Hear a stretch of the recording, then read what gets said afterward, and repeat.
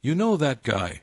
The scary look from Menace to Society, the funny guy from Friday, the amazing acting in Ray.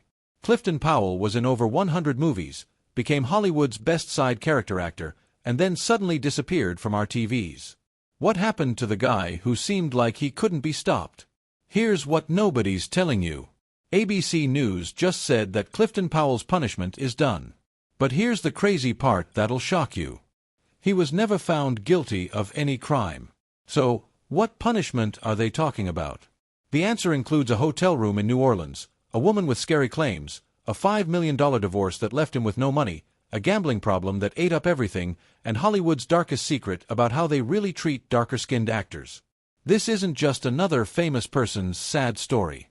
This is about how a whole industry can wreck a man's life, take away his job, and leave him broke without a single jury ever saying he did anything wrong. It's about a punishment system that happens outside of courtrooms where accusations become guilty verdicts and what people think becomes the final decision. Everything you think you know is about to be blown apart. Because what happened to Clifton Powell shows a truth so scary about the entertainment business that they never wanted you to find out. It shows how fast success can turn into a nightmare. How easy it is to use someone's good name as a weapon, and how a man can be punished with a dead career without ever stepping foot in a jail cell. But first, we need to go back to where it all started. Because to understand how Powell fell so hard, you need to see just how high he got. Southeast Washington, D.C. in the 70s and 80s wasn't a place where Hollywood dreams happened. It was a place where young guys ended up in jail or worse. Clifton Powell was 4 years old when his mom died, leaving him with an alcoholic dad who couldn't give him the stable life a kid really needed. While other kids worried about homework, Powell worried about staying alive. The streets were calling out, and most of his friends listened. Selling drugs gave quick cash. Crime seemed like the only way to escape, but Powell had something different burning inside him. Maybe it was the adult helpers who stepped in when his dad couldn't. Maybe it was seeing too many friends get eaten up by the system. Whatever it was, he found control where everything was crazy and found a reason to live where most people saw only dead ends. When Powell finally got to Hollywood, he didn't just want to act. He needed to prove that someone like him belonged there. His big break came in 1993 with Menace to Society. This wasn't just another city drama. This was real, honest storytelling that showed the tough realities Powell had lived through. His acting had an energy that couldn't be faked because he wasn't acting. He was remembering. But here's what made Powell special. Most actors get stuck playing one type of character and stay there. Powell refused to be trapped. One day he'd scare audiences as a cold-blooded killer. The next day he'd have them rolling on the floor laughing in the Friday movies. His funny timing was perfect. His serious acting range was amazing, and people couldn't forget him. By 2004, Powell had done something incredible. He'd gone from the streets of Southeast D.C. to getting nominated for an NAACP Image Award for his part in Ray next to Jamie Foxx. This wasn't just recognition. This was proof that a dark-skinned side character actor could stand next to Hollywood's biggest stars and be just as good. Over 3 decades, Powell built up more than 100 credits in movies and TV shows. He became the guy casting directors called when they needed someone who could completely become any character.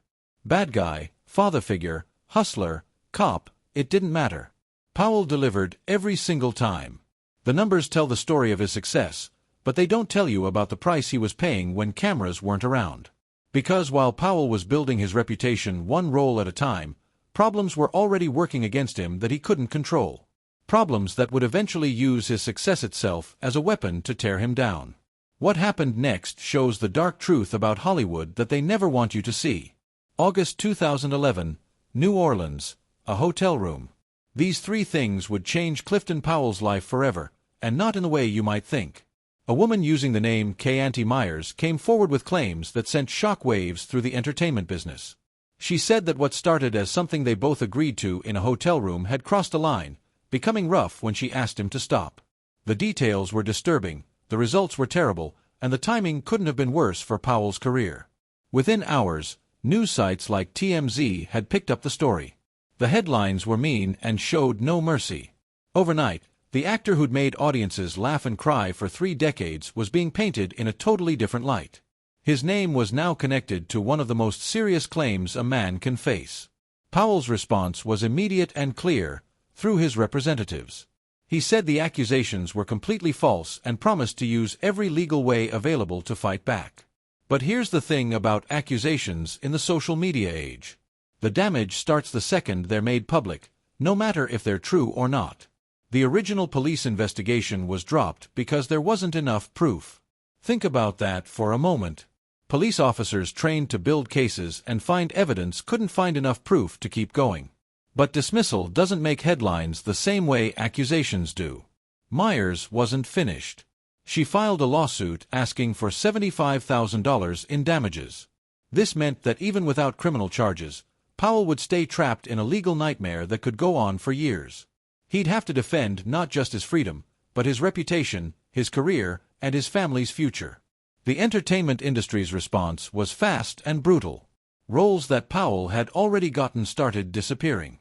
Producers who'd worked with him for years suddenly grew hesitant. TV appearances that should have been guaranteed vanished after just a few episodes. Powell later talked about watching a show where he'd expected to appear in 7 or 8 episodes, cut his part after the second with no explanation beyond the cloud of suspicion now following him everywhere.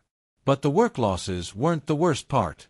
Powell later said this time period was the most painful experience of his life since losing his father decades earlier. As a father himself, the accusations cut deep. Not just because of what they suggested about his character, but because of how his kids might view him. He couldn't protect his family from the whispers, the rumors, and the doubts that followed them everywhere they went. For 4 years, this legal battle ate up Powell's life. 4 years of lawyers, legal meetings, and growing legal bills. 4 years of watching his career stand still while younger actors took roles he should have been considered for. 4 years of living under a cloud of suspicion that affected every relationship, every opportunity, and every part of his daily life. In 2017, the civil case was finally thrown out because there wasn't enough evidence. By 2018, Powell's own counterclaims for lies told about him and emotional pain were also dismissed. Legally, the entire thing was closed. Justice had been served, right? Wrong. Because by then, the real damage had already been done. And that damage shows something truly disturbing about how Hollywood actually works. While Powell was fighting false accusations in courtrooms, he was also battling something even more harmful in casting offices across Hollywood. Something that had been limiting his career long before any allegations showed up. Something that made him an easier target when the accusations finally came. Colorism. The ugly truth that Hollywood has never wanted to face. Powell has spoken openly about walking into auditions and being told he was too dark for certain roles. Not untalented, not wrong for the character, too dark. In one really painful moment, a producer actually said he was so dark he might scare viewers. Think about the mental impact of hearing that over and over throughout your career. Think about what it does to how you feel about yourself when your talent is constantly overshadowed by something you cannot change. Here's the cruel twist of Powell's situation. When Hollywood needed someone scary, intimidating, or dangerous, his darker skin tone was suddenly a good thing. He was praised for bringing realness to tough roles, for his ability to become characters from the streets. But when it came time to cast romantic leads, likable characters, or roles that required audiences to connect with the main character, that same skin tone became a wall. This double standard didn't just limit Powell's opportunities, it created a dangerous connection in people's minds. Audiences were trained to see him mainly in roles that highlighted darker sides of human nature.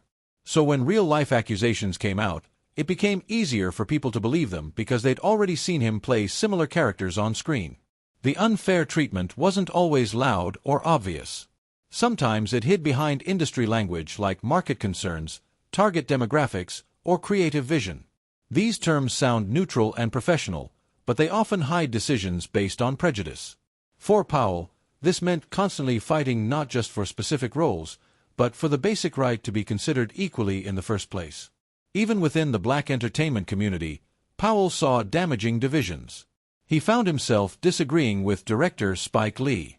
After Lee made public comments that Powell felt were unnecessarily harsh toward other black actors, Powell believed in sticking together, arguing that tearing each other down in mainstream press only made stronger the barriers that already made success harder to achieve. His NAACP Image Award nomination for Ray represented a rare moment of full recognition. That nomination proved that his work mattered beyond Hollywood's limitations. But such moments were exceptions, not the rule. While Powell was dealing with these work challenges, his personal life was falling apart in ways that would make him even more vulnerable to public destruction. His marriage to Kimberly Powell couldn't survive the pressures of Hollywood success. The constant travel, long hours on set, and temptations of fame tested their relationship until it finally broke. The divorce didn't just end his marriage. It cost him $5 million, taking away the financial security he'd worked decades to build. Powell has admitted he wasn't the father he should have been during his peak career years. He was physically gone from his children's lives too much, choosing work over family responsibilities. Being gone 70% of the time, he later thought back, was simply too much. The regret in his voice when talking about this time period shows a man who understands the true cost of his choices. But the personal struggles didn't stop there. Powell fell victim to gambling addiction, losing between $30,000 and $50,000 every year at casinos. He surrounded himself with people who were drawn to his success rather than his character. Fake friends who disappeared when his luck changed. The lifestyle of constant spending and shallow relationships created chaos that fed into all his other problems. This perfect storm of work discrimination, personal struggles, and money pressure created a man who was really vulnerable when accusations hit in 2011. The same industry that had limited his opportunities based on his skin color was now ready to destroy him completely based on unproven claims. The deeper you dig into Powell's personal struggles, the more you realize how perfectly they lined up to create the perfect target for public destruction. The entertainment industry acts like a predator, and Powell had unknowingly painted a target on his back through a series of choices that seemed harmless at the time, but would later be used as weapons against him. His gambling wasn't just about money. It was about the thrill that filled the emptiness left by broken family relationships. The fake friends weren't just hangers-on. They were witnesses to behavior that could be twisted and used against him when the time came.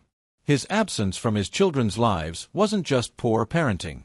It was ammunition for anyone wanting to paint him as a man with questionable character. But here's what makes Powell's situation even more tragic. Every mistake he made, every bad decision, every moment of weakness was exactly the kind of thing that successful people in every industry struggle with.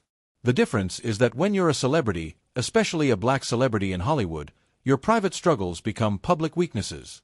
Your human flaws become proof of moral corruption.